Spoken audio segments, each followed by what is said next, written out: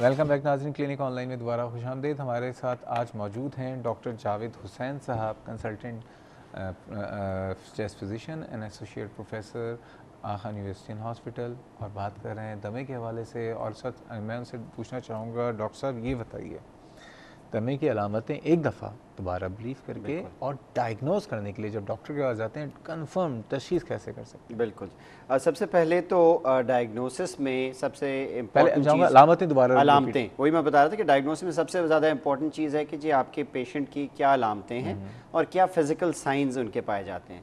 अलामतों में सबसे ज़्यादा जो कॉमन है कि जी सीना जकड़ना, सीना सांस लेने में रुकावट होना, सांस लेने में सीटियों की आवाज़ आना या खांसी आना जो अमूमन रात के वक्त ज़्यादा हो, ये उसकी कॉमन अलामतें हैं। कितने अरसे तक? ये 1 से 2 हफ्ते हो या हो सकता है कि ये 2-3 महीने तक रहें। ओके। तो इसमें हमेशा अस्थमा का शक होना चाहिए और उसकी फ़िज़िकल साइंस ये हैं कि जब आप डॉक्टर के पास जाएं, आप उनको ये अलामतें बताएं। और आपका एक बड़ा इंपॉर्टेंट है कि जो रिस्क फैक्टर्स हैं, जो आपके इर्द गिर्द माहौल में कुछ ऐसी चीज़ें हैं जिसकी वजह से ये आपकी अलामतें, जो सिम्टम्स हैं, ये ख़राब होते हैं। तो ये भी एक बड़ा इंपॉर्टेंट है कि जिन ट्रिगर्स की वजह से आपके अलामतें जो हैं वो ज़्यादा बाहर आती हैं। ठीक है। तो ये इसकी सिम्टम्स हैं। दूसरा ये कि फ़िज़िशियन फ़िज़िकल एग्जामिनेशन करता है, उसको कुछ आइडिया होता है कि जी सांस लेने में सीटियों की आवाज़ें आ रही हैं या नहीं आ रही। ज़रूरी नहीं है कि मरीज़ को ख़ुद आइडिया हो कि सीटियाँ हैं, बट स्टेथोस्कोप से काफ़ी क्लियरली पता लग जाता है कि सीटियों की आवाज़ है या नहीं। दूसरा एक जो ऑफिस टेस्ट है जिसको हम पीक फ्लो मीटर कहते हैं, वो ये एक आला है जिसमें हमारे पास नंबर्स लीटर्स पर मिनट के हिसाब से हैं, जो 60 से लेके 800 लीटर्स पर मिनट पे है। हम मरीज़ से ये जो मनूवर किया जाता है कि एक लंबा सांस लें, जितना मैक्सिमम सांस ले सकते हैं, फिर इसको मुंह में डाल के एक झटके से जितने ज़ोर से सांस बाहर निकाल सकते हैं वो करें। और उससे हमें ये हमारा मीटर आगे जाता है, जिससे हमें आइडिया होता है कि जी इनके जो नॉर्मल वैल्यू होनी चाहिए उससे कितनी कम है। अमूमन 3-4 मरतबा ये टेस्ट को रिपीट करते हैं कि जी बेस्ट उनकी वैल्यू क्या आ रही है, और इससे हमें आइडिया होता है कि जी सांस की नालियों में थोड़ी सी तंगी मौजूद है।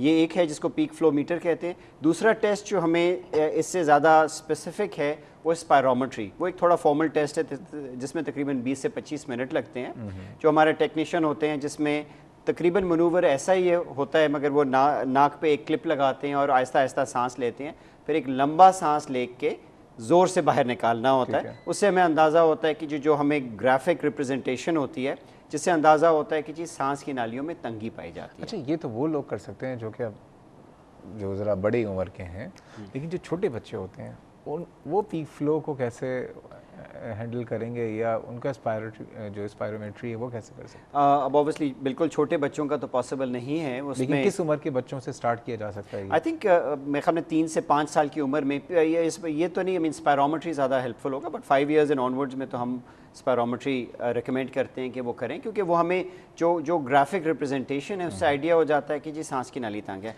ऑब्वियसली उसमें उनकी कोचिंग काफ़ी करनी पड़ती है, और हमारा जो टेक्निकल स्टाफ है वो यूजुअली काफ़ी एक्सपीरियंस्ड होते हैं कि जी वो डॉक्टर साहब यहाँ बेस्ट एफर्ट। ये सवाल पैदा होता है कि खुसूसन जो वालिदैन होते हैं उनके अंदर एक डिनाइल फैक्टर मौजूद होता है। वो जुमला नहीं सुनना चाहते कि वो समझते हैं कि शायद दमा एक ऐसी बीमारी है जो कि एक माजूरी का नाम है। बिल्कुल। अगर उनको बता दिया जाए कि आपके बच्चे को दमा है, तो वो शायद डॉक्टर बदलते रहेंगे, लेकिन इस बात को फॉलो नहीं करेंगे कि वो इस बात को कंसीडर ही नहीं करना चाहते। सही बात है ये? बिल्कुल, ये हमें बड़ा कॉमनली नज़र आता है। ये तो अडल्ट्स में भी ये पाई जाती है कि जी कहीं दमा तो नहीं है। कहते जी अगर है भी तो ये तो बड़ी अच्छी बात है कि दमा है और कोई ज़्यादा सीरियस चीज़ नहीं है। मसलन खुदा न खास्ता कि लंग कैंसर हो या COPD हो, जो बहुत ज़्यादा डेंजरस है। अस्थमा तो बड़े आराम से ट्रीट और मैनेज किया जा सकता है। कैसे किया जा सकता है, बताएं। देखें जी, सबसे पहले डायग्नोसिस कंफर्म हो गया, रिस्क फैक्टर्स आइडेंटिफाई करके जितना उनको मिनिमाइज़ किया जा सकता है। ऑब्वियसली डस्ट है, हम कराची में रहते हैं, पाकिस्तान में तकरीबन हर जगह डस्ट पाई जाती है, तो थोड़ा सा अपने एक्सपोजर को कम किया जाए। घर में जो ऐसी चीज़ें हैं जिनमें डस्ट ज़्यादा है, मसलन वॉल टू वॉल कार्पेटिंग है, ये हम रिकमेंड करते हैं कि जी सबसे पहले ये तो निकालें।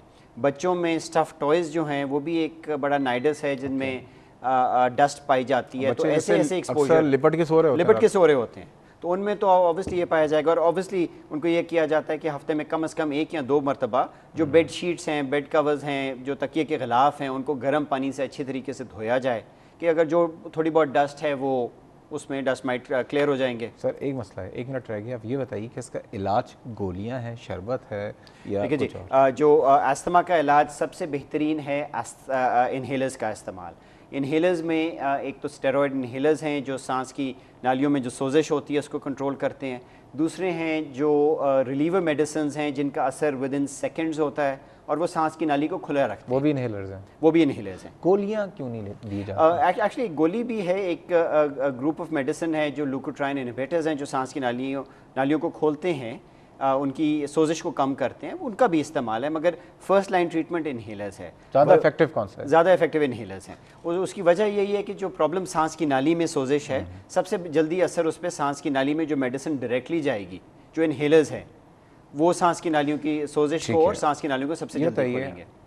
क्या एक एज़मा का मरीज़, और मैं मरीज़ नहीं कहता इसको क्योंकि एग्जैक्टली मैं भी कहता हूं एक सिर्फ कंडीशन है, एक वे ऑफ लाइफ है। यानी अगर मुझे बार बार कोई कहे आपको तो आप आंखों के मरीज़ हैं क्योंकि आप तो चश्मा लगाते हैं, ठीक है, तो मैं मरीज़ तो नहीं हूँ, चश्मा लगा रहा हूँ, मेरी ज़िंदगी नॉर्मल है, बिल्कुल नॉर्मल है। एक ऐसी कंडीशन जिसको एज़मा है, किसी भी इंसान को एक नॉर्मल लाइफ, एक पूरी अपनी एक नॉर्मल ज़िंदगी गुजार सकता है। बिल्कुल, वो 100% बच्चा है तो अपनी नॉर्मल स्पोर्ट्स में इन्वॉल्व हो सकता है। बिल्कुल ठीक है, हम तो इनकरेज करते हैं कि जी एक बार अस्थमा का अटैक ख़त्म हो जाए उसके बाद बिल्कुल नॉर्मल एक्टिविटी रखें।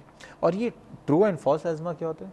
ये एक्चुअली मेरे लिए भी नई चीज़ है, मुझे भी डिक्शनरी में जाके देखना पड़ेगा कि कोई फॉल्स एस्थमा भी होता है। ठीक है, और कार्डियोजेनिक एस्थमा जो उन्होंने कहा था, कार्डियोजेनिक एस्थमा के ब्रीफली मैं ये बताऊं कि एक फ़र्क कंडीशन है, वो हार्ट की कमज़ोरी की वजह से लंग्स में पानी भरता है, जिसकी वजह से अलामात से अस्थमा से सिमिलर होती है, लेकिन वो दिल की वजह से वो दिल की बीमारी है। हाँ, डॉक्टर जावेद साहब बहुत बहुत शुक्रिया। मज़ीद बातें भी करनी थी लेकिन वक्त की कमी हमेशा की तरह आड़े आ गई। बहुत शुक्रगुजार हूँ आज आप इस प्रोग्राम में आए, इतनी मुफीद बातें की, बहुत सारी दुआएं आपके लिए कि अल्लाह ताला आप मज़ीद लोगों की खिदमत करें और लोगों को एस्मा से जो है लोगों को रिलीफ दिलाएँ। एनीवेज़ नाज़रीन, ये था हमारा आज का प्रोग्राम। और एक बात ये मैं कह रहा हूँ कि पहली बात, जिनको एस्मा है या जिनके बच्चों को एस्मा है तो डरें नहीं। ये एक ऐसी कंडीशन नहीं है जो कि जानलेवा कंडीशन हो या कोई डिसेबलिंग कंडीशन नहीं है। ये एक ऐसी कंडीशन है जिसमें आप बहुत ही अच्छी दवाएं, और वो दवाएं जो है इन्हेलर की शक्ल में, क्योंकि इन्हेलर जो है वो सिर्फ़ और सिर्फ जाके आपके जहाँ भी उसको असर करना होता है, आपके सांस की नाली, फेफड़ों में वो काम करता है। जो गोलियां हैं, दवाएं, वो तो जाएंगी पूरे जिस्म में, घूमेंगी, टहलेंगी, हर जगह पे असरात मतलब उसके जो है होंगे। उसके बाद फिर थोड़ी सी दवा आपके लंग्स में पहुँचेगी। तो अब आप सोच लीजिए क्या आसान है, इन्हेलर या गोलियाँ हैं, शरबत? तो डेफिनेटली इन्हेलर। और दूसरी बात यह है कि एक फ़िज़िशियन से ताल्लुक़ जोड़ लीजिए।